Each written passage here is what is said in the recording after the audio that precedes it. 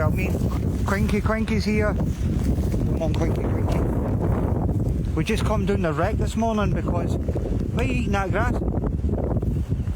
Because it's really, really brutal rain down here with a bit of wind behind it as well. So I thought, wait, if you take the dog, it's a wee bit further. And I thought, we'll go to the wreck. And then I come down the wreck, and you realise that the wreck is pretty much a metaphor for the decline of Stevenston. Come on, Quinny. Because like, I don't know how 50 years I've been coming here, and you used to love coming to the wreck. What an exciting place. Well, the quarry. The quarry used to be when this was all under the stewardship of the ICI, which was our owner used to have like a big chimney coming up there when I was a boy. 2 big chimneys. They get knocked down, what, I don't know, about 40 years ago. But the ICI used to pay for the upkeep of this place. And what I'm walking on the new used to be like a running track, where like every couple of 100 yards you would have a bit of apparatus that you could play on. And there were tennis courts out the back yonder.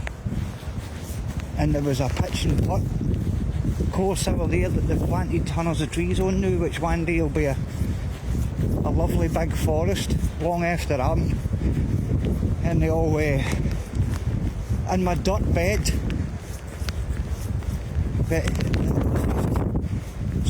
so bleak and so miserable now, the quarry. I suppose the weather doesn't help either.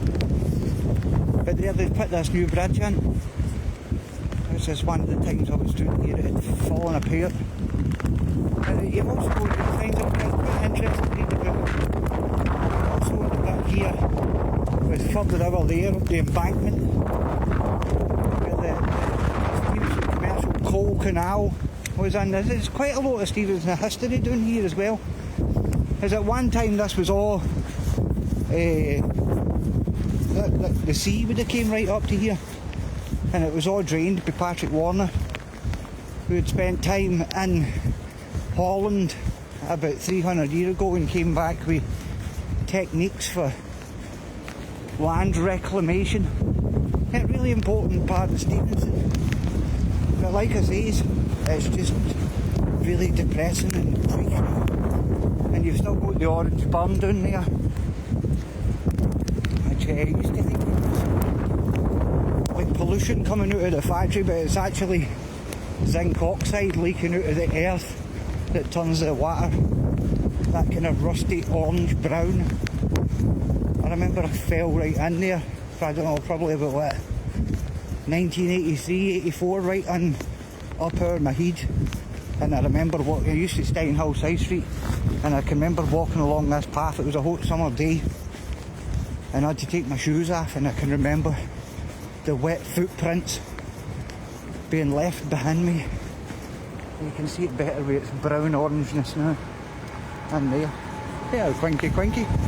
What's he looking at? Got his jacket on this morning, very snazzy. Hey, we're coming out of the tunnels up here, which I used to get playing these when you were a boy. What a riot we would have in there when we was young. I would go down there, but I might end up falling into the sludgy orange burn again. Up to my arse.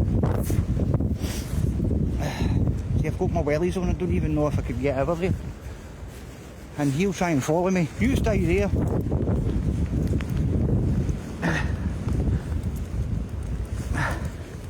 Wait a minute, let's just watch my feet here.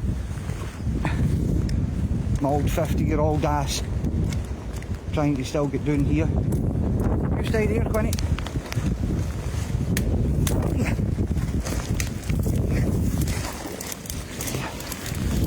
Aye, there we go. Can I get down there?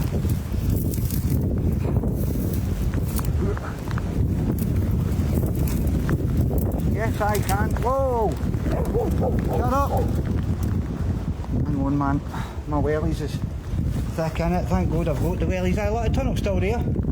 I was half expecting to stick my head in there, but a dead body in there or something. Shut up, Connie! But I'm not going to go through the tunnel because it would just break up the transmission. In fact, this might be a good place to cut off, and I might go in and record a video in here. That's where it is. He can see a Fitbit down there, man. He wants it.